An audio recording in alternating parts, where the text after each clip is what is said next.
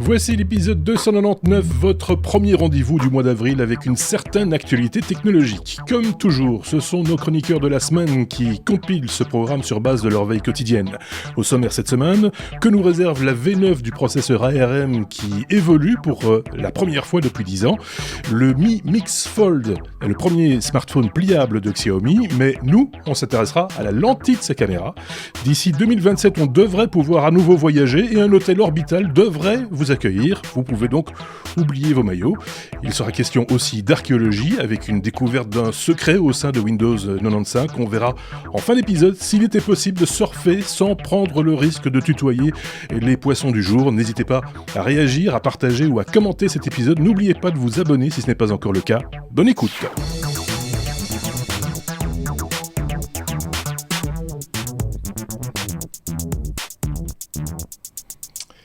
Et les chroniqueurs du jour sont les suivants. On va directement les présenter, on ne perd pas de temps. D'un côté, nous avons Benoît. Salut Benoît. Salut.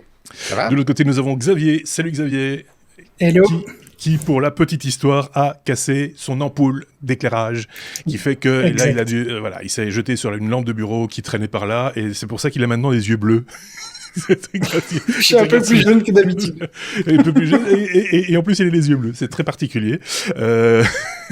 Donc voilà.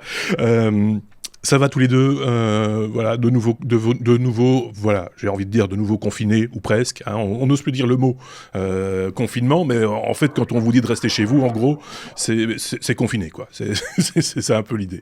Donc voilà, courage à vous, en tout cas, nous, on va vous accompagner, on accompagne également ceux qui nous regardent en direct, vous le savez, ces enregistrements se font en public depuis quelques temps maintenant. J'entends un animal au loin ou un enfant. Oui, j'ai des animaux dans la rue qui font des travaux. D'accord, ok. Avec des grosses machines, donc malheureusement ça s'entend. Oui.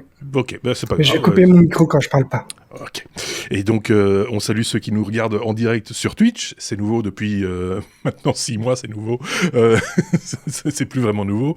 Merci à ceux qui nous ont laissé des commentaires ça et là, comme par exemple des nouveaux noms. Tenez, Lévi Gendron, Olivier Chimp, Maxime Dansette, Tout fait sur Linux, Cyril Marchal, et puis des plus connus, des Jean-Michel Rému, des JVG, Aferneo, 626, Sébastien Boireau, Sombre Papa, Nicolas Saint-Lé, Didier Dereau, Éric Bourdin, Pierre Laure ou encore Cubignol. Merci à vous d'avoir laissé des commentaires sous nos vidéos, les vidéos précédentes.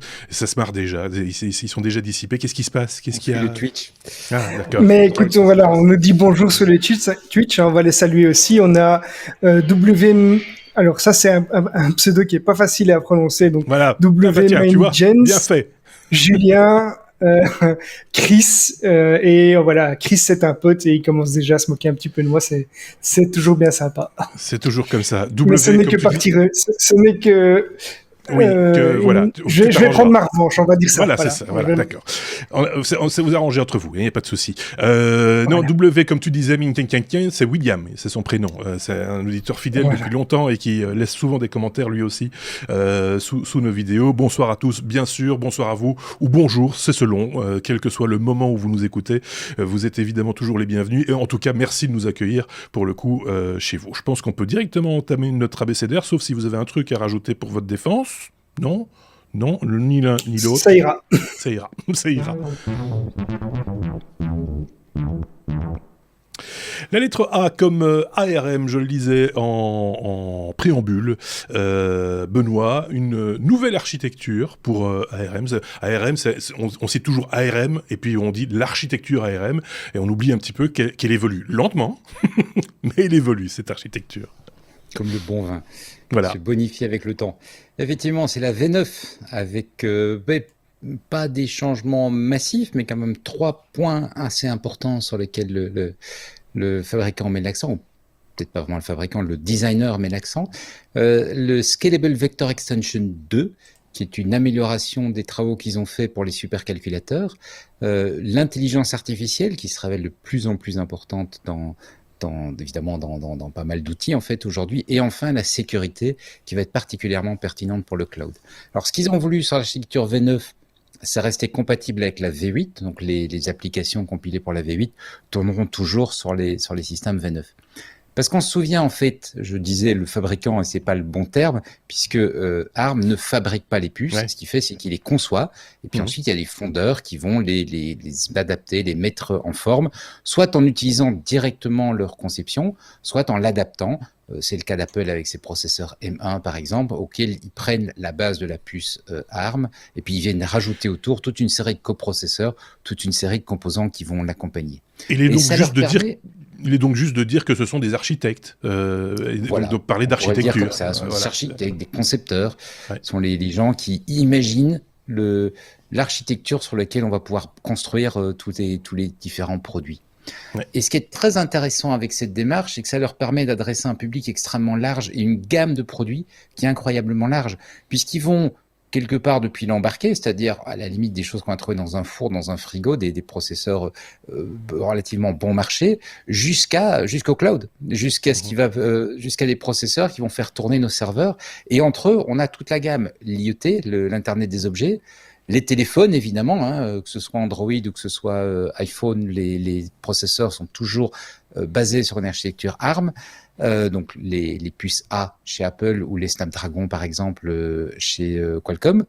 Évidemment, depuis peu, de façon beaucoup plus visible, tout ce qui est portable, machine de bureau, et enfin le cloud, et qui est vraiment un axe de développement fort, parce que maintenant on a de plus en plus de matériel spécialisé pour faire du cloud, et ce matériel spécialisé, on va avoir intérêt à le construire aussi sur une architecture standard.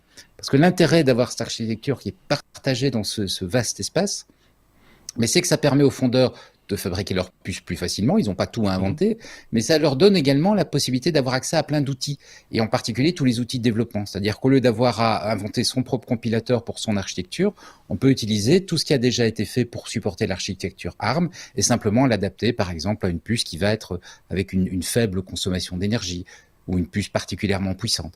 Donc c'est vraiment un élément, les outils de développement qui donnent de la flexibilité pour les fondeurs qui souhaitent adopter cette architecture. Et donc cette V9, 10 ans quand même pour y arriver, entre la V8 et la V9, qu'est-ce qu'elle va nous apporter en concret pour nous, utilisateurs, de manière concrète ? Alors ça dépend de ce qu'on va faire avec, mais c'est vrai que tu as fait bien de souligner, l'ancienne architecture avait 8 ans, avait 10 ans, pardon, c'était la V8. Elle nous était apparue avec l'iPhone 5S en octobre 2013, mais elle avait été introduite 2 ans avant.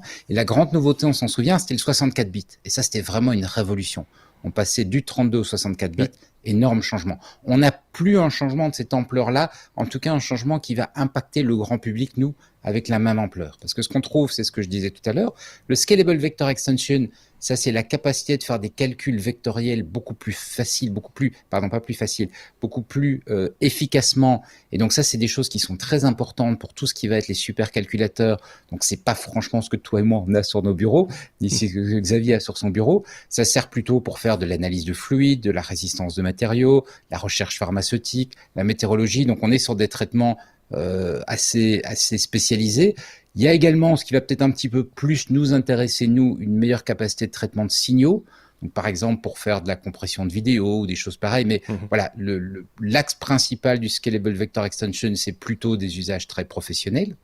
Le deuxième point qui, là, par contre, va nous intéresser, nous, c'est l'intelligence artificielle. C'est pas grand-chose dans l'ensemble de l'annonce, mais quelque chose d'assez important. Ils ont particulièrement travaillé sur des éléments où le processeur peut traiter de façon beaucoup plus efficace du machine learning, des réseaux neuronaux. C'est vrai qu'on a une petite tendance à aller vers des puces spécialisées maintenant quand on veut de la très haute performance pour des réseaux neuronaux, mais ça c'est vraiment quand on est sur des machines assez haut de gamme. Et donc le pari d'ARM, c'est de dire, certes il va y avoir des gens qui vont installer des moteurs spécialisés, des coprocesseurs spécialisés, mais même sur le CPU standard, la puce standard, il peut avoir un intérêt à traiter de façon très efficace les réseaux neuronaux. Et ils prennent quelques exemples dans la présentation qui sont assez intéressants, notamment des petits systèmes qui vont faire tourner TensorFlow, mais sur des systèmes avec des très très basses consommations d'énergie. Et les exemples qu'ils prennent, par exemple, c'est pour tout ce qui va être des outils de diagnostic dans des pays où l'énergie est chère, où l'énergie est peut-être disponible de façon intermittente, et où donc le fait d'avoir un processeur qui va être très efficace, mais qui donne accès au dernier développement, sans avoir à se connecter au cloud pour faire le traitement d'intelligence artificielle, on pourra le faire en local, avec une puce à très basse consommation, mais avec les tout derniers progrès en finale de la technique dessus, Un autre exemple qu'il donne également, c'est des systèmes de détection des bruits de tronçonneuses dans l'Amazonie. Ça permet à des OMG d'aller installer ça sur différents arbres. Ça peut être pas mal pour chez moi. Détecter. Ah oui, il faudrait ça chez toi, pour détecter. On sait où tu es. Tu vois, quand il y a des abattages illégaux d'arbres ou des choses pareilles. Ouais. Et le dernier point donc ça effectivement, on vient de découvrir l'utilisation de l'intelligence artificielle, en particulier pour protéger notre ami Xavier. Oui. Et le dernier point va peut-être tous nous protéger, mais va être un petit peu moins visible, c'est ce qui concerne la sécurité. Et là, c'est plus particulièrement, je pense, pour l'utilisation sur le cloud. Donc, dans un système cloud, on partage son CPU avec d'autres utilisateurs. On n'est pas le seul sur le CPU souvent, à moins d'avoir vraiment des besoins énormes.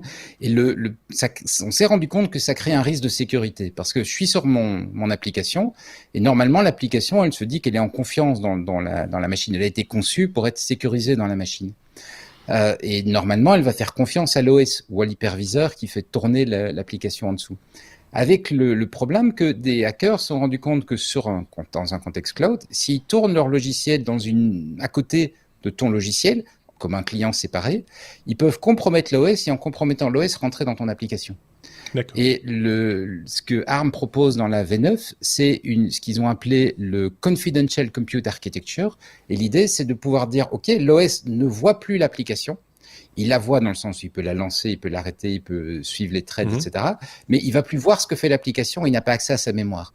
Ce qui veut dire que si on venait à compromettre l'OS, le hacker à côté de toi compromet l'OS, il ne peut pas accéder à tes données, à ton application.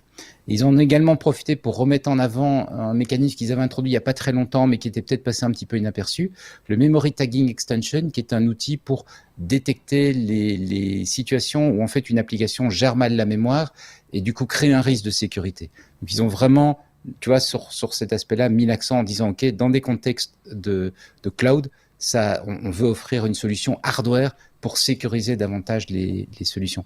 Et c'est un petit peu comme ce qu'a fait Apple avec les Secure Enclave, par exemple. Donc, une zone de mémoire qui n'est pas visible à l'application principale, qui n'est pas visible à l'OS, ce qui fait que si l'OS est compromis, si ton iPhone est hacké, on ne sait pas aller chercher ton empreinte digitale ou l'empreinte de ton visage. C'est un peu la même idée. Ta machine est hackée, mais le voisin ne sait pas aller voir ce que toi, tu es en train de faire. Voilà. C'est quand même... C'est une belle avancée quand même. Je pense, pour l'avenir, voilà. Voilà, on est tranquille pour 10 ans, du coup. Au rythme où ils évoluent, oui, la prochaine annonce, ce sera dans 10 ans. Ce sont un peu les Laurent Voulzy de l'informatique, hein, un album tous les 10 ans à peu près.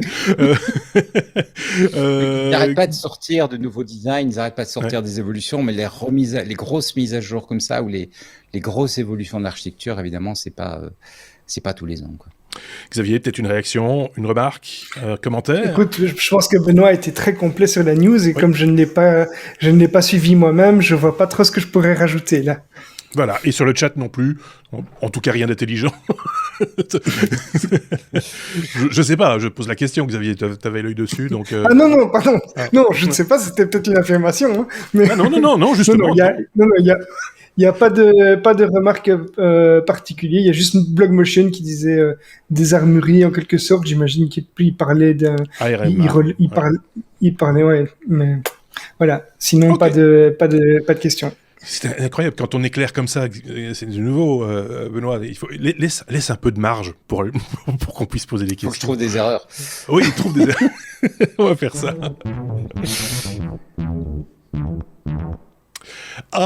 À nouveau, mais comme app, Xavier.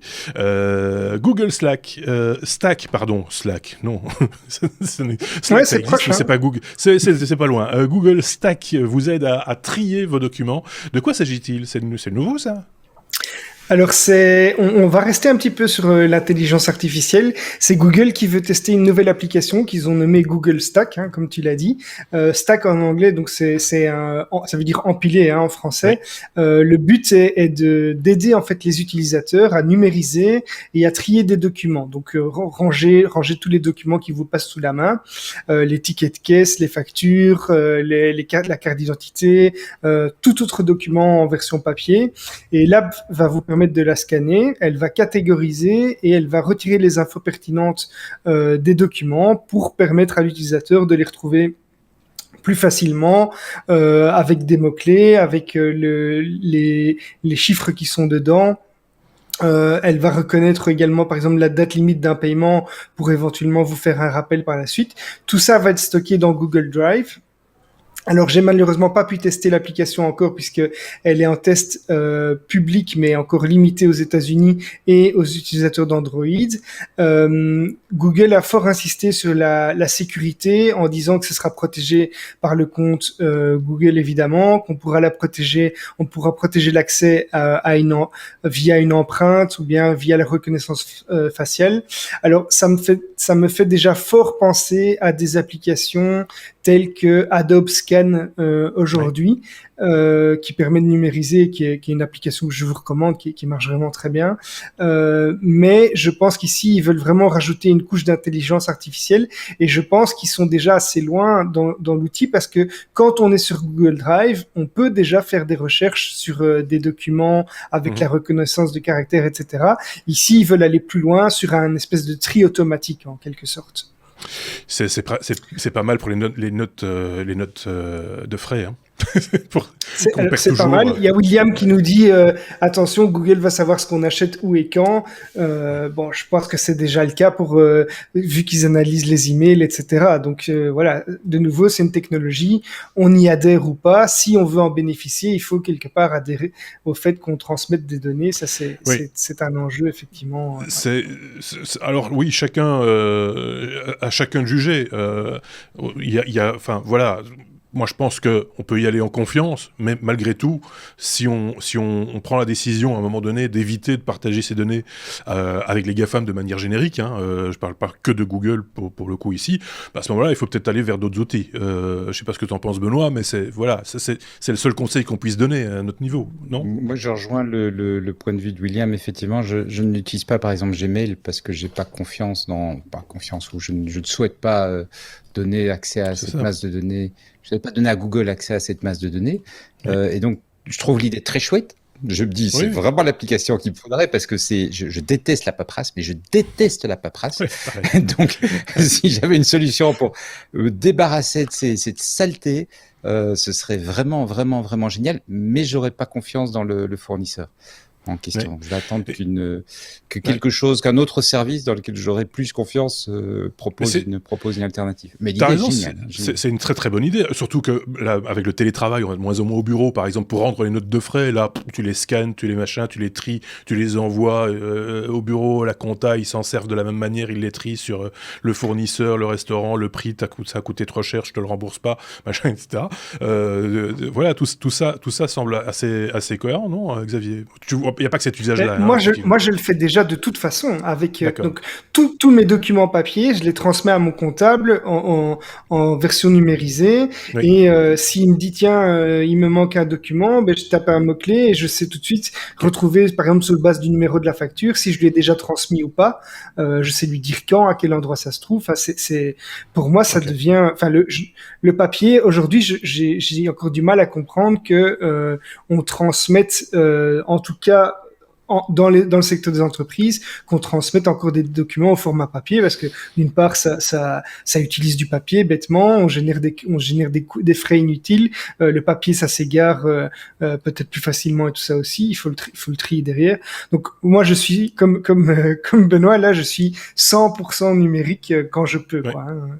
Même pour le petit en Belgique, pour le petit coupon quand tu allais au restaurant, le petit coupon TVA, etc.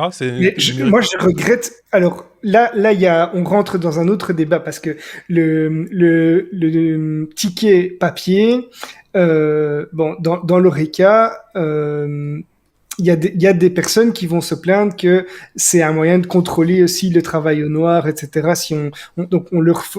Maintenant on les oblige à numériser ça tout de suite. Bon, on y est déjà un peu avec les caisses noires, etc. c'est un pas vers plus. Il y a des gens qui sont contre le numérique. Maintenant, voilà, pour ma part, c'est un avantage et je ne comprends pas encore, par exemple, que les prescriptions pharmacie ou ce genre de choses se fassent encore en papier. Attention, dématérialisé, alors, ça, maintenant. en Belgique, je te coupe 2 secondes, c'est parce que toi tu as une santé de fer et tu vas pas souvent chez le médecin, mais le papier que tu reçois aujourd'hui, en tout cas en Belgique, hein, soyons très clairs, je parle ici pour la Belgique, l'ordonnance papier, ce n'est qu'un témoin aujourd'hui, hein, déjà, ce n'est qu'un témoin de l'ordonnance dématérialisée numérique. À terme, je pense que c'est, dis-moi si je me trompe Benoît, mais je pense que c'est pour l'année prochaine, tu n'auras même plus besoin du témoin papier, tu iras à ta pharmacie, tu diras bonjour, normalement il y a un j'ai truc pour entendu moi. ça, hein, mais Et sur base de la carte d'identité électronique, ou parce que c'est ta pharmacie de référence, etc., ils consultent, ah bah oui, effectivement, votre médecin, le docteur Trucmuche, vous a prescrit tel bazar, et voilà, et ça va leur permettre aussi de faire de la gestion de stock côté pharmacie, de manière intelligente peut-être aussi, enfin, on va voir, tout ça doit un petit peu s'imbriquer, ça prend du temps, mais ça, je te confirme déjà que la partie papier, enfin en tout cas c'est ce qu'on m'a dit, n'était plus qu'un référent, entre guillemets, encore utile aujourd'hui, parce qu'il y a le code barre dessus et que c'est plus rapide de le scanner. Mais est-ce que c'est le cas chez tous les médecins, par exemple? Je suis pas certain que ce soit déjà obligatoire chez tous les médecins. Tu as une évolution, je veux dire, ça prend du temps de former tout le monde, d'installer des systèmes partout, etc. Tu as aussi des cas spéciaux. Tu as des gens qui sont pas sur les régimes de sécurité sociaux belges et donc qui ont besoin d'une autre forme et tout ça. Donc ça prend du temps à se mettre en place à travers tout le système. Mais comme le dit Marc, aujourd'hui, l'ordonnance, elle est dématérialisée. Tu reçois une preuve papier, mais qui n'est plus l'ordonnance, si tu veux. Ouais. Si tu vas à ta pharmacie, tu as perdu ton ordonnance, tu vas à la pharmacie, normalement, sur base de ta carte d'identité, il la retrouve sans difficulté. Si ton médecin est équipé, comme on a dit, etc. Je savais que c'était en cours, mais je ne savais pas que c'était déjà le cas. Voilà. Il y a une question de BHIO qui te demande, Xavier, quel logiciel tu utilises ? J'ai répondu. Donc moi j'utilise Adobe Scan et alors avec mon comptable, j'utilise une application que les fiduciaires peuvent utiliser qui s'appelle Squarel. C'est une solution belge. Il y a des solutions alternatives, hein, mais donc Squarel c'est une start-up belge qui a développé une solution qui fait le lien entre les entrepreneurs, les indépendants ou les sociétés et leurs fiduciaires ou leurs comptables, qui permet de numériser les documents, de les envoyer au comptable qui va pouvoir les parcourir. Il y a une reconnaissance de caractère qui se fait comme dans Adobe Scan d'ailleurs, ou comme ils veulent faire ici l'application Stack, et le comptable va pouvoir donc encoder toutes ces factures de manière automatique, mais aussi vous poser des questions et échanger donc avec le client, questions auxquelles on va pouvoir répondre facilement.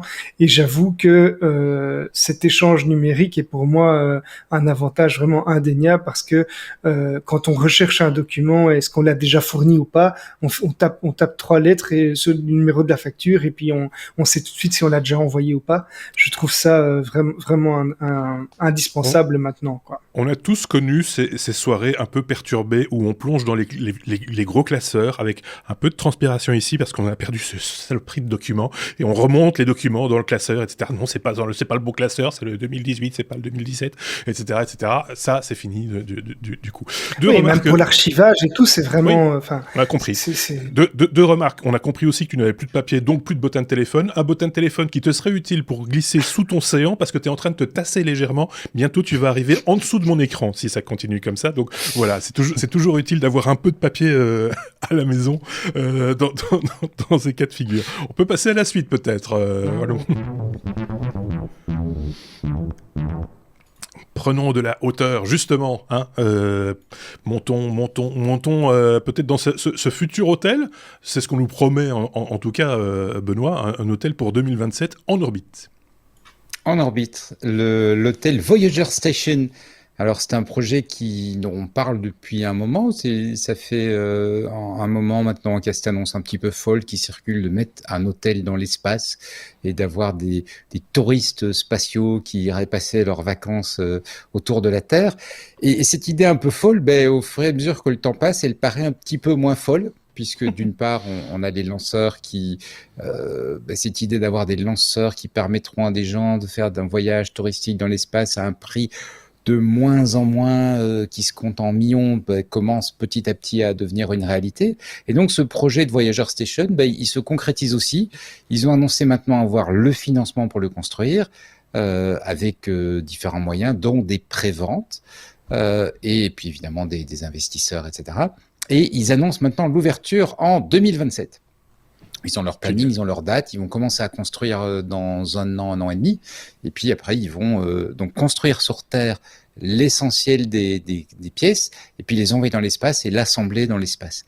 Et l'hôtel, si vous avez l'occasion de regarder l'image, il est assez, il va vous rappeler 2001 Odyssée de l'espace. Voilà, c'est ça. C'est un grand disque qui tourne sur lui-même. Et voilà. Et l'idée du tournant, c'est comme dans Odyssée de l'espace, c'est pour créer une gravité artificielle qui sera 1/6 de la gravité sur Terre. Et bon, moi, j'avoue que l'idée m'intrigue. J'avoue que perso, je me sens pas trop aller passer des vacances dans ce genre de lieu, mais je peux très bien imaginer que ça devienne de plus en plus populaire et que petit à petit, c'est quelque chose qui se fasse, quoi. C'est vraiment. Alors, il faut voir pour combien de temps. Parce qu'à un moment donné, bon, on l'a vu, c'est bon, quoi. Ceci étant dit, vous n'aurez pas le tournis, normalement. Je pense que c'est 1,2 évolutions par minute, le disque en question, le cercle en question. Donc, c'est vraiment pour créer une pesanteur artificielle. Voilà, c'est ça. Et 1/6 de la pesanteur terrestre.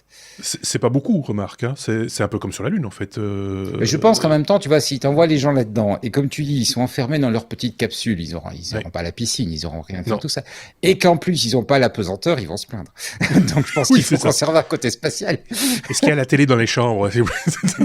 C'est quand même très impressionnant. Tu as que le satellite à côté. Oui, c'est ça.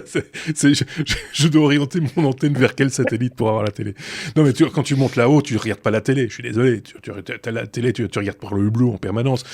Pour ceux qui s'en rappellent peut-être, ceux qui nous écoutent et qui n'ont pas l'image, il s'agit de modules qui ressemblent un petit peu à des bonbonnes, accolées les unes aux autres en arc de cercle, enfin en cercle en l'occurrence, et le tout est tenu par quatre rayons qui retiennent. Donc c'était plutôt Elon Musk qui avait parlé de ça aussi, il me semble. Je pense qu'il était un peu partie prenante dans cette idée, si je me rappelle bien, il y a quelques années, mais c'était peut-être pas lui en fait. Bref.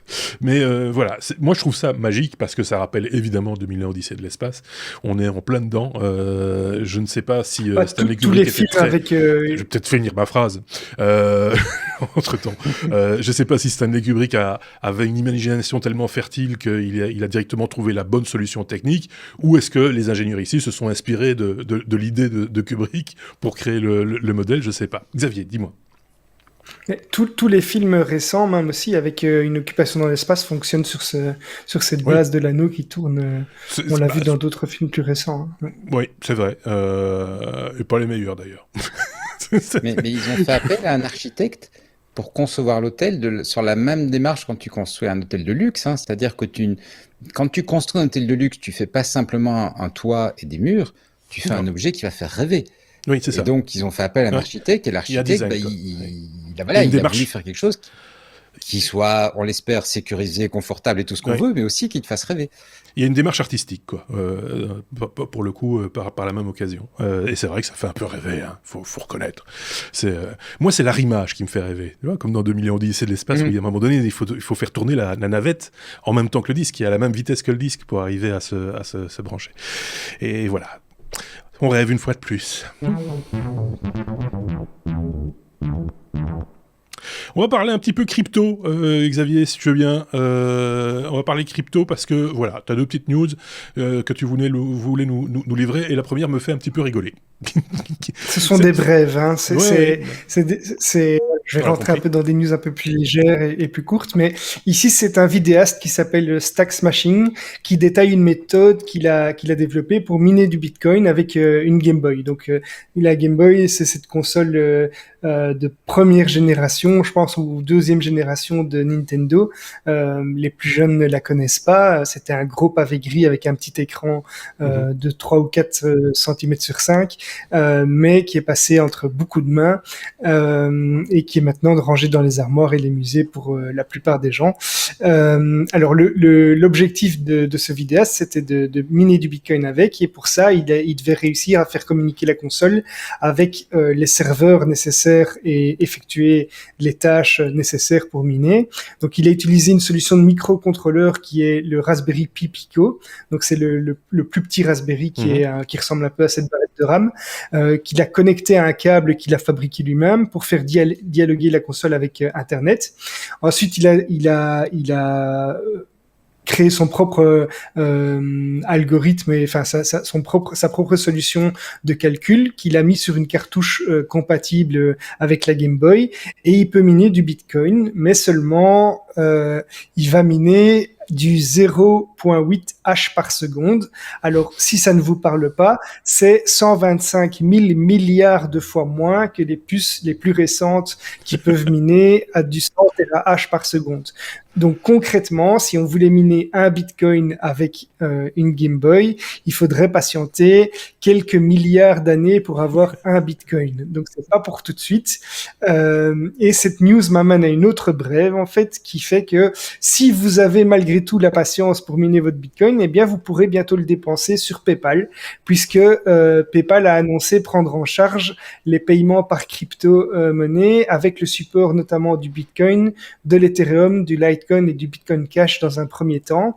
Et cette annonce-là, elle fait suite 24 heures seulement après l'annonce que Visa a fait qu'ils allaient tester un nouveau système de paiement avec des stablecoins sur la blockchain Ethereum. Donc, pour rappel, les stablecoins, c'est ces monnaies qui sont calquées sur une monnaie fiat, une monnaie réelle, donc avec une valeur qui ne change pas, qui est moins volatile que les crypto-monnaies actuelles. Et donc, ce sont des grands pas quand même pour l'adoption de masse. Donc, c'est pour ça que c'est important. Et indirectement, ça va permettre aussi, alors évidemment avec avec la commission de PayPal, mais ça va permettre d'accepter la crypto-monnaie pour tous les petits commerçants en ligne, tous les commerces en ligne. Et donc, c'est vraiment un grand pas vers l'adoption de masse des crypto-monnaies.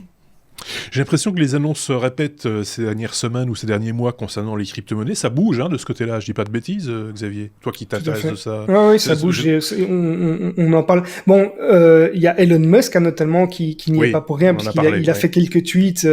Il a fait une annonce avec Tesla aussi qui a acheté. On en a parlé la semaine passée.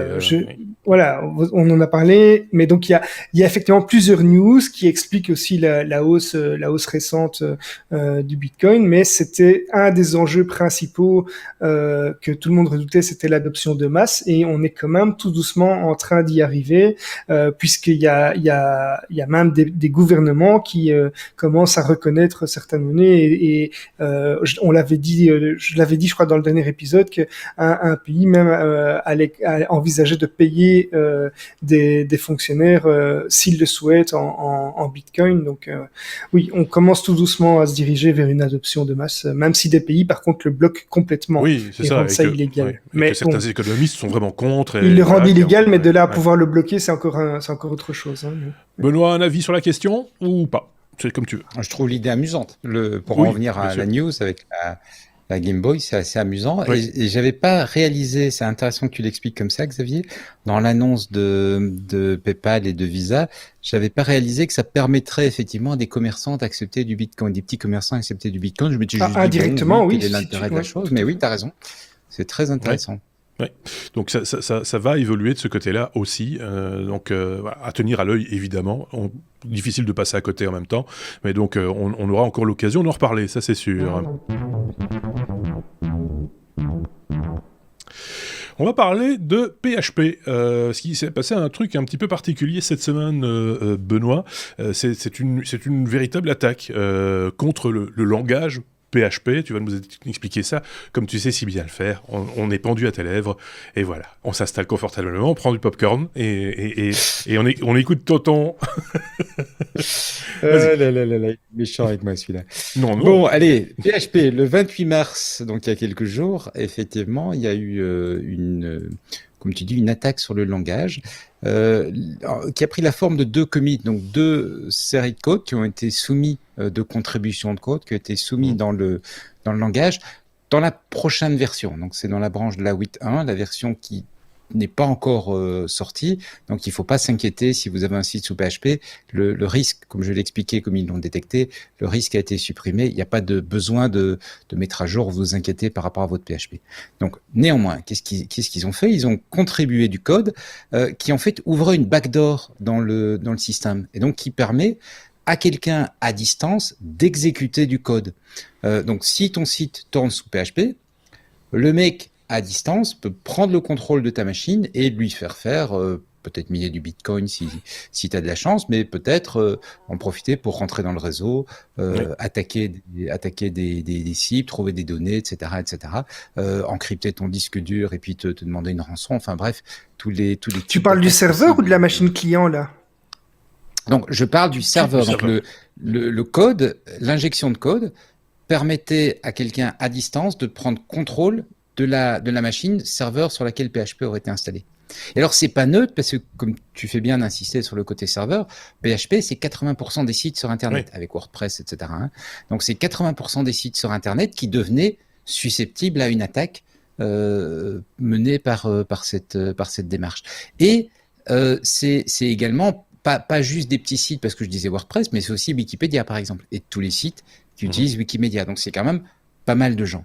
Alors, ils ont été un peu malins, parce que ce qu'ils ont fait, c'est qu'ils ont fait leur commit sous le nom de deux personnes, Rasmus Lerdorf et Nikita Popov. Et Rasmus, c'est le créateur de PHP. Et donc, quelque part, il y a les outils qu'utilise le groupe PHP n'étaient pas très sécurisés et ont permis de faire cette contribution comme si elle venait du créateur de PHP lui-même ou de Nikita Popov, qui est un développeur bien connu dans la communauté. Alors, en préambule de cet enregistrement de ce podcast, on en discutait un petit peu en off, comme on dit, Benoît, et je disais, c'est quand même idiot d'utiliser ces noms-là, puisque ce sont les noms des créateurs, ils sont repérés tout de suite. Et tu me disais, non, pas nécessairement, parce que il faut regarder comment une équipe s'organise. C'est plutôt malin. Moi, je trouve que c'est malin parce que ça construit bien dans la culture d'une équipe de développement, où souvent, tu as un phénomène où les personnes... on va dire les contributeurs historiques, les contributeurs seniors sont des gens en qui on a confiance et on va plutôt regarder les contributions faites par des juniors, faites par des nouveaux. On va peut-être les regarder un petit peu, mais on va prêter beaucoup moins d'attention à des contributions venant de gens qui sont historiquement depuis longtemps dans le projet, qui connaissent le projet à fond, etc. Parce que ce qu'on cherche quand on relit les contributions, c'est en fait avoir... Est-ce qu'il n'y a pas une erreur qui pourrait être commise parce que la personne ne connaît pas bien le fonctionnement, n'a pas encore tout bien maîtrisé. Et les gens qui sont là depuis le début du projet, ils connaissent. Donc on les relie un peu moins. Alors ils ont été pris, heureusement. On s'est rendu compte de l'opération, heureusement, mais c'était, je pense, une bonne manière d'essayer de passer entre les mailles du filet. Là, le groupe PHP a d'ailleurs réagi en disant « Ok, pour éviter ça à l'avenir, on va passer sur GitHub. Donc, au lieu d'utiliser leur propre serveur Git, leur propre logiciel, enfin leur propre hébergement de la gestion de code, ils passent sur un prestataire de service avec l'avantage que du coup, ils peuvent facilement mettre en place l'authentification à 2 facteurs. D'accord. Et donc, dans ce cas-ci, on pourrait plus se faire passer pour Rasmus Lerdorf et faire une contribution en son nom. Et donc, on verrait que c'est un junior, et donc on le relirait plus, etc., etc. Donc, c'est vraiment ça le nœud du problème de cette sécurité, c'est l'usurpation d'identité, en fait. C'est plus ça que l'histoire du code. Le code, après, ils auraient mis Toto en commentaire dans une ligne, dans un code, ce serait pareil. Je veux dire, parce que je pense que si le code était passé, le risque était quand même vraiment important pour beaucoup de sites. Mais la base du problème, c'est ce problème de sécurité, d'usurpation d'identité qui rentre en ligne de compte. L'ingénierie sociale qui fait qu'on ne va pas trop regarder la contribution des personnes. Oui. On en avait parlé avec Sébastien, si tu te souviens, c'est ce qu'on appelle une attaque de type supply chain. Et c'est cette idée qui est vraiment, et c'est en ça que je dis, il ne faut quand même pas diminuer l'importance de l'attaque, c'est peut-être 300 lignes de code, mais c'est 300 lignes de code qui auraient fait beaucoup d'impact. Traditionnellement, les hackers, ce qu'ils faisaient, c'était chercher quels sont les sites un peu fragiles, quels sont les logiciels un peu fragiles, et essayer de trouver par différents moyens un moyen de rentrer. Et la logique de remonter dans la chaîne d'approvisionnement, monter dans la supply chain, c'est de dire je vais m'installer au code de lancement, au code de l'application, et je vais injecter directement mon attaque à ce niveau-là. Ce qui veut dire que il faut quand même prendre conscience que voilà, les hébergeurs, les sociétés, etc., quand on sort PHP 8.1, bah, ils se disent « Ok, j'ai confiance, ça fait des années que j'utilise PHP, ouais. C'est un produit sûr, c'est un produit fiable, j'ai confiance, je l'installe. » Et en ce faisant, il se serait installé, je répète, ça a été détecté, donc ça n'est pas le cas, mais il se serait installé une possibilité d'attaque, quoi. Bah, souvent, les hébergeurs relaient la responsabilité au client en proposant la nouvelle version de PHP, en lui disant vous l'installez si vous voulez. C'est pas une obligation, quoi. Ils ne l'installent pas d'office d'emblée, en tout cas sur des hébergements type mutualisé et autres. C'est pas souvent comme ça que ça se passe, me semble. Oui, mais à un moment, t'as quand même, on te pousse quand même à installer. Tu peux pas rester éternellement sur la vieille version. On est bien d'accord. Mais d'ici à ce qu'on te force entre guillemets à installer la nouvelle version, il se peut que le problème soit déjà dénoncé et que un correctif se présente ou qu'un rollback soit toujours possible, etc., etc. Xavier, je le sens, il ronge son frein, il a envie de dire un truc, ou alors c'est un autre problème. Non, j'écoutais attentivement parce qu'effectivement, PHP, ça concerne, comme l'a dit Benoît, vraiment énormément de sites, en tout cas. Donc c'est moins pour les applications, on va dire. Non, il y a des applications, mais je veux dire, aujourd'hui, c'est surtout pour les sites que le grand public connaît. Donc on a WordPress, on a Joomla, on a Wikipédia comme Benoît l'a dit. Il y a vraiment beaucoup d'anciens sites avant que le JavaScript soit beaucoup plus répandu. Mais heureusement, la plupart de ces sites dépendent surtout de l'hébergeur qui lui installe une version et propose éventuellement de passer de l'une à l'autre. Et donc le grand public lui ne touche pas toujours à ça, mais ça aurait pu effectivement faire beaucoup de dégâts parce que si c'était passé et que c'était déployé par beaucoup de monde, là, les gens ne le voient pas. Ouais. Mais pour reparler de WordPress, c'est peut-être le cas aussi avec d'autres CMS type Joomla ou autres. Souvent, quasiment tous les CMS. Souvent, c'est WordPress qui te dit attention, votre version PHP est peut-être un petit peu en décalage par rapport à ce qu'on demande aujourd'hui. Et c'est à ce moment-là que tu te dis tiens, oui, j'irais bien voir chez mon hébergeur si je ne dois pas faire une mise à jour PHP. Et on suit l'évolution en fonction plus de l'application qu'on en fait que de la disponibilité d'un nouveau langage. Oui, mais tout à fait. Mais la plupart du temps, c'est ton hébergeur qui gère la version de PHP, à moins que tu sois toi-même, tu gères toi-même ton propre serveur, quoi. Donc si tu as une machine et que tu gères toi-même tous les modules que tu installes, que tu fais toi-même ton hosting, un hébergeur n'est pas l'autre. Là, tu gères ton. En ce qui me concerne, je peux te dire que là où est hébergé le site lestechno.be, j'ai le choix de la version de PHP et c'est à mutualiser. Oui, mais c'est l'hébergeur qui l'installe. Et donc, tu dépends de l'hébergeur pour la version qui est qui t'est fournie, en fait. Oui, par exemple, chez OVH, pour ne citer que, je pense qu'ils sont limités pour le moment à la version 7.4. Ah oui, bien sûr, oui, il y a un plafond. Et tant que tant qu'ils ne mettent pas ça à jour, tu ne sais pas l'installer, à moins d'avoir ton propre serveur et éventuellement hébergé chez eux, mais que tu gères toi-même, quoi. Bien sûr. Mais si tu veux revenir à PHP 6, je dis n'importe quoi, mais c'est possible aussi, en l'occurrence, parce que ça, c'est des versions éprouvées qui existent. Ça n'aurait aucun sens, mais voilà, ça fait partie de l'arsenal, entre guillemets, donc c'est disponible. Donc voilà. Ok, je pense qu'on a bien fait le tour de cette question, pour le coup, Benoît. Il faut arrêter de taper sur ton bureau, Xavier, je vais vomir. Chaque fois que tu touches à ton bureau... Mon micro était coupé, donc j'ai pas... Non, c'est pas le son, c'est l'image, ça bouge. T'as la caméra qui est montée sur ressort. Je dis ça en passant, mais c'est pas grave. W comme Windows 95, parce qu'on était aussi écouté en France, on tient à le dire aussi, une version de Windows qui manifestement n'avait pas livré tous ses secrets. C'est en tout cas le titre de cette news, Benoît. C'est le titre de la news, effectivement, mais c'est Xavier qui va la détailler. Et moi, j'ai envie que ce soit toi qui m'en parle. Je change tout. Non, je change pas les sujets, je change les chroniqueurs. Ok, mais j'écoute alors. Donc Xavier, du coup. Oui, mais donc pour rappel, Windows 95, comme on dit en Belgique, ou 95, est sorti le 24 août de la même année. Et donc ça fait déjà un petit moment. Et Microsoft a cessé le support logiciel de ce système d'exploitation en décembre 2001. Donc ça fait déjà 20 ans. Mais il y a un développeur hacker qui s'appelle Albacore qui a trouvé un Easter egg. Donc pour rappel, Easter egg, ce sont ces fonctionnalités cachées par les développeurs, souvent à des fins humoristiques ou bien pour laisser une empreinte, en quelque sorte une signature, ou même parfois pour nuire aussi à un logiciel. Mais généralement c'est plutôt gentil.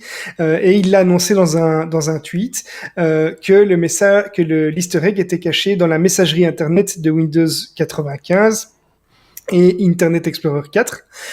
Alors il explique pour voir cet Easter egg, il faut allumer un PC sous Windows 95, évidemment, aller dans le menu démarrer, il faut se rendre dans les programmes, ensuite on va lancer Internet Mail. On va cliquer sur Aide, on va aller dans la partie à propos de Microsoft Internet Mail et News et on va sélectionner un DLL qu'il nomme, qui s'appelle COMCTL32 et on va cliquer sur OK. Et à ce moment-là, il y a une liste déroulante avec le nom de tous les développeurs qui apparaît dans une petite fenêtre à la manière d'un générique de film, un peu comme un Star Wars. Et une fois l'animation terminée, le système d'exploitation vous ramène automatiquement à la section à propos. Et donc ici, on est clairement dans un easter egg, comme j'avais dit, qui permet de signer le logiciel pour les développeurs. Les centaines de milliers de films qui ont été tournés. Et Xavier, pour nous expliquer ce que c'est, dit comme un Star Wars. Ça, j'aime beaucoup. Pour parler du générique. Bon, bref. Oui. C'est rigolo de trouver ça. Maintenant, ça fait un peu le gars qui a codé ça et qui se dit « Oh la vache, il y a personne qui a trouvé, personne a trouvé, je lâche l'affaire. » Là, je le dis maintenant, s'il est temps. Tu vois, c'est un peu ça, quoi. C'est un peu dommage de ne pas l'avoir découvert plus tôt, en fait. Avant de mourir. Il a raté son effet, oui, par exemple. Il a raté un petit peu son effet. En même temps, sortir un Easter egg maintenant, c'est la période. Hein. C'était le moment rêvé. Ou bien c'est plutôt bien joué. Le type, on parle encore de lui 20 ans après, quoi. Oui, c'est ça. C'est un peu ça l'idée aussi, effectivement. Je sais pas si Benoît avait un commentaire à faire. T'en as lâché, toi, des Easter eggs dans tes codes, dans tes programmes? Oui, j'en ai parfois mis, effectivement. J'en ai parfois mis, mais des petites choses pas aussi sophistiquées que ça. Hein. Je me souviens mais ça, c'était dans un soft, je ne sais plus lequel, c'était un tableur ou un truc comme ça, où ils avaient mis un jeu ou un petit simulateur de vol. Ça, c'était quand même assez impressionnant, quoi. C'était un logiciel de bureautique, mais je me souviens plus duquel. Oui, et tu faisais une manip et t'arrivais dans un simulateur de vol. C'était assez waouh, quoi. Mais je pense que c'était dans Excel ou dans Word et que t'arrivais dans le premier Flight Sim. C'était un truc dans ce goût-là, oui. C'était ça l'idée, en tout cas, oui. Oui, bien sûr. Et créer des vocations. Qu'est-ce que je fous dans ce bureau? Et à l'époque, en plus, tu avais des jeux qui avaient la touche boss. Je sais pas si vous vous souvenez de ça. Tu avais des jeux, tu avais une combinaison de touches qui affichait un écran qui ressemblait à un tableur pour si ton boss passait. Oui, c'est juste. Effectivement, c'était pour éviter ce genre de... Tu avais l'effet inverse aussi. Tu avais l'effet inverse pour sortir du programme. Oui, Xavier. Oui. J'ai l'info, c'était dans Excel 97, donc 97. D'accord, ok. Elle n'aura jamais pas tout ça. Non, c'est ça, voilà, on se prend un coup de vieux, c'est sympa, merci beaucoup de nous rappeler tout ça. Enfin, c'est rigolo, cette petite promenade archéologique. En même temps, qui a encore Windows 95 et qui prend une machine?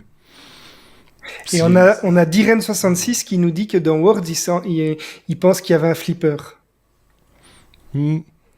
Ça, je m'en souviens pas, mais... Non, je pense que c'était natif dans Windows 3.11, oui, mais voilà.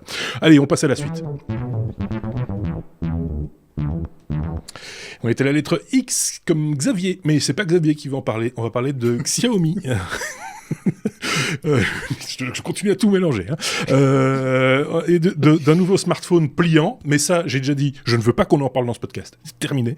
On ne parle pas de trucs qui cassent, parce que ça, une pliure, ça peut casser. Tandis qu'ici, il n'y a pas de risque que ça casse, que du contraire, c'est le premier objectif liquide, monsieur. Voilà, effectivement, le Xiaomi Mi Mix Fold. Ils disent quand même qu'ils ont testé la pliure de l'écran 1 million de fois pour l'écran et 200 000 fois pour la charnière.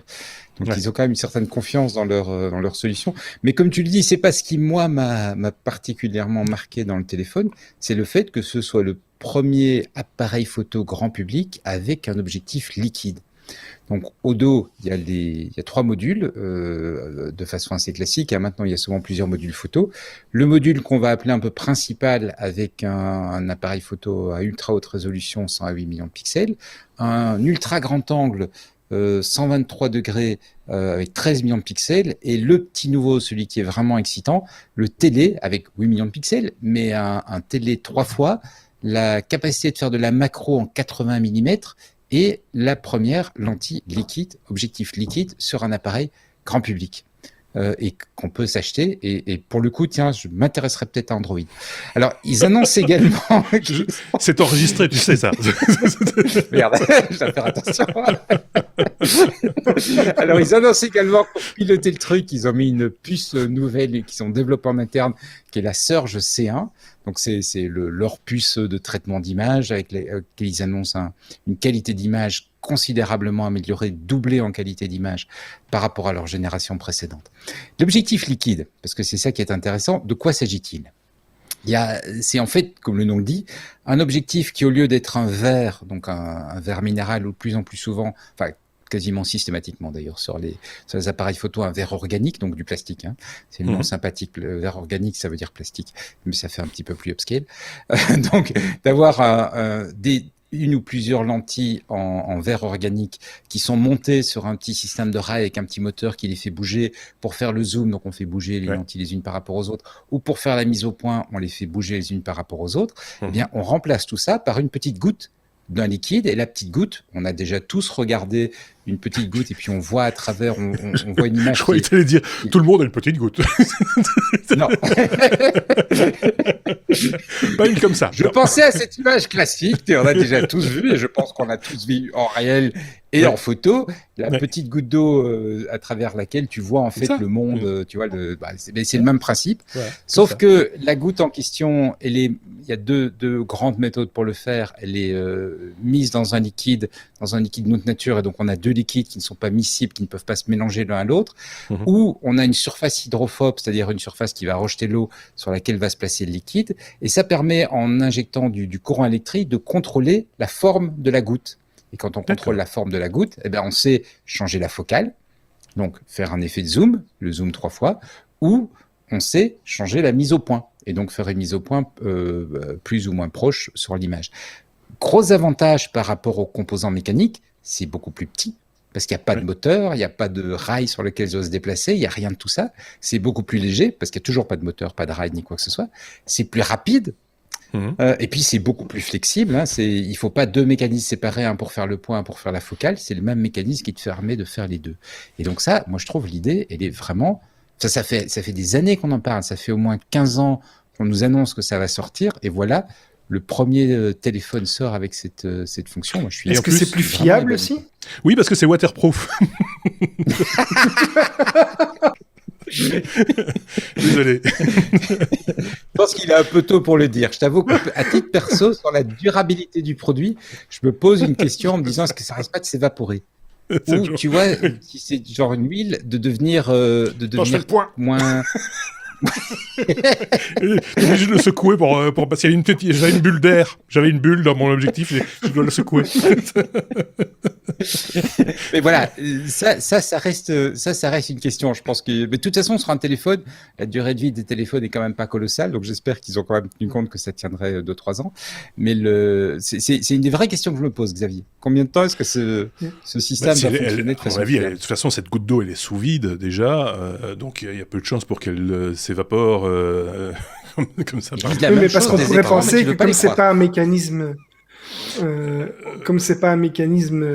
avec des pièces vraiment mécaniques, ça pourrait être plus fiable. Mais bon. Oui, je pense que c'est pour ça que je suis contre la charnière. Tu as bien compris. C'est que moins il y a pièces mécaniques, plus, pour moi en tout cas, c'est fiable. Alors après, effectivement, on peut imaginer aussi une fuite d'optique.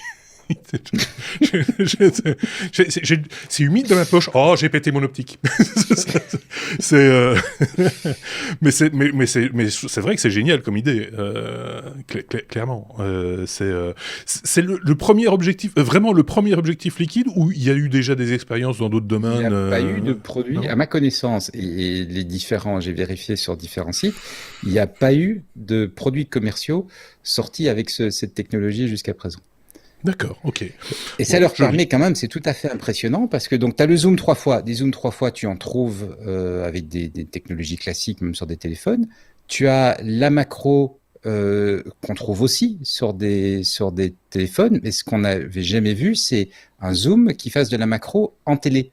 Parce que habituellement, ce qu'ils font, c'est combiner la fonction zoom et la fonction macro, donc la flexibilité sur la mise au point et la flexibilité sur la focale extrême dans les deux cas. En miniaturisé, ils savent pas le faire. Et donc, généralement, ce qu'ils te font, c'est la macro, on te la fait avec le grand angle, ce qui est pas génial, parce que souvent, tu vois, tu fais de la macro, c'est pour voir le truc très près. Et donc, on te fait un grand angle, donc quelque part, on t'éloigne. Donc, le concept est vraiment, vraiment chouette. Vraiment chouette. Voilà. Je parle du prix quand même? Parce que j'avais pris des petites notes, tout ça, et je sais bien qu'en général, tu me dis le prix. Oui, mais oui. Combien? Mais non, tu veux pas parce que ça plie. Si. Il veut pas se mouiller. Non, il veut pas plier sur le coup, là. Il veut pas plier.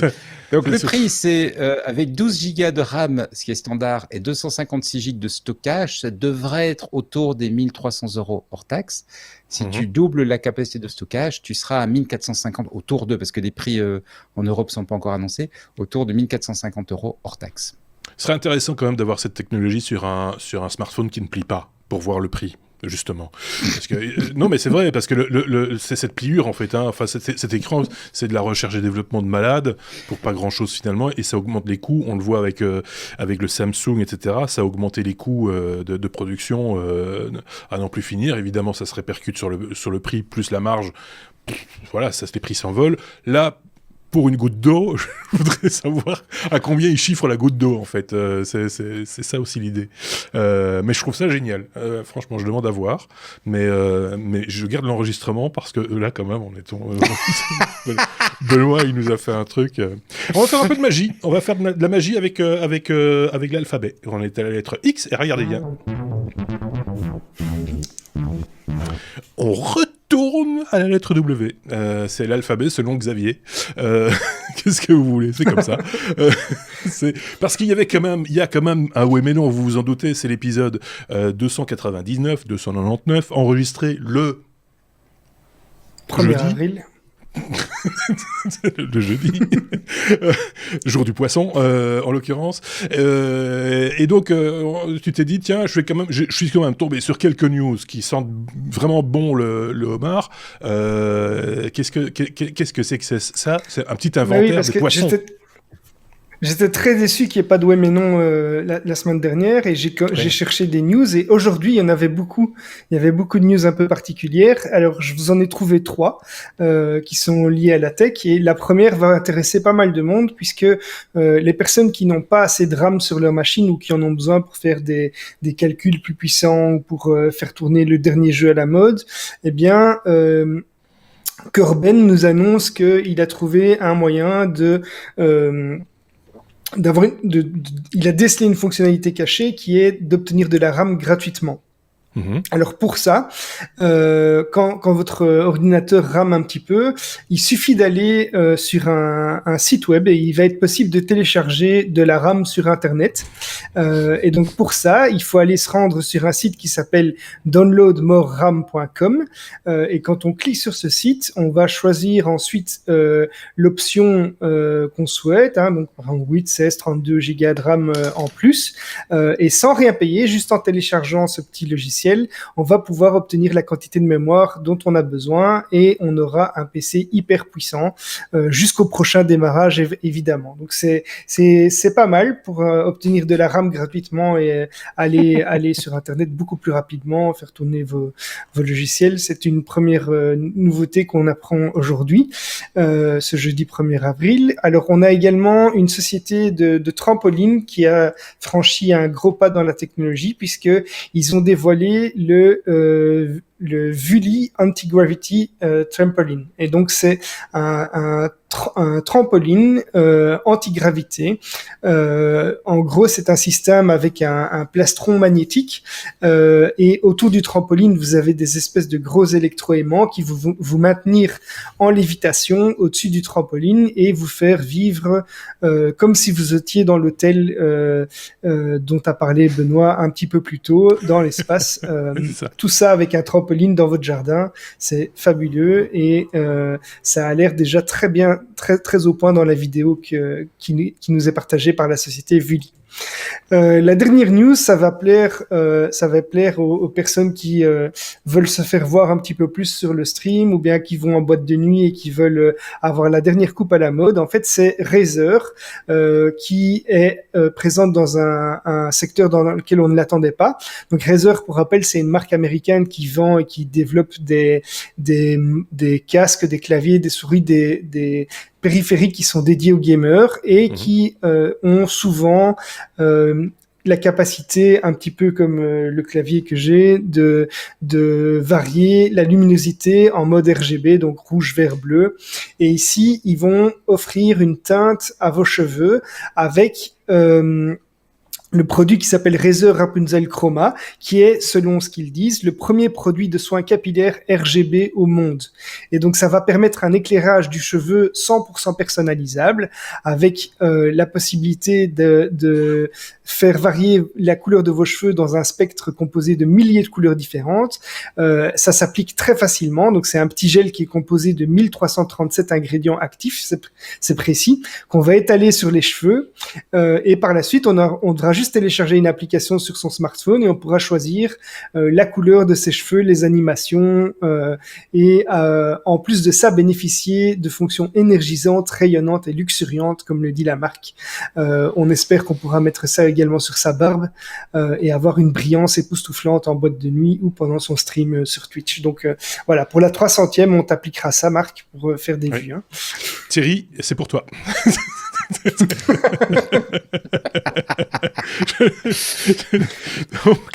donc voilà, c'est original, ça fait parler d'eux parce que c'est le but aussi, hein, c'est de faire parler de la marque. Je pense que c'est pas les seuls poissons d'avril technologiques qui s'entendent, parce que de manière générale il y en a beaucoup plus évidemment. Moi je trouve que c'est une tradition qui a perdu un petit peu de son sel avec les fake news. Vous voyez ce que je veux dire, c'est que il faut à peu près autant d'énergie pour créer un bon poisson d'avril qu'il en faut pour créer une fake news et inversement.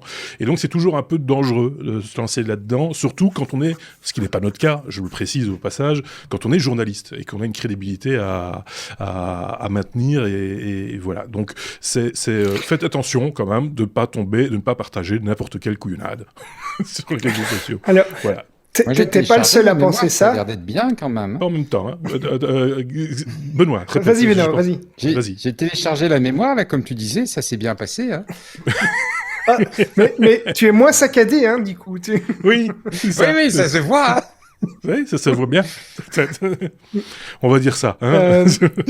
Mais pour rebondir sur ce que tu disais, Marc, et plus sérieusement, en fait, il y a des grandes sociétés, et pour ne citer qu'elles, il y a Google et Microsoft, qui ont décidé, dans un communiqué très officiel qu'ils ont transmis à leur personnel, de ne pas faire de poisson d'avril l'année passée et cette année, pour des raisons évidemment liées à la crise. Ils disent voilà, c'était pas le bon moment, mais aussi parce que ils se sont dit que contrairement à ce qu'ils pensaient, l'effet des fake news en fait qu'ils répandent de ces blagues, l'effet n'est pas aussi positif pour la marque que ce à quoi ils s'attendaient.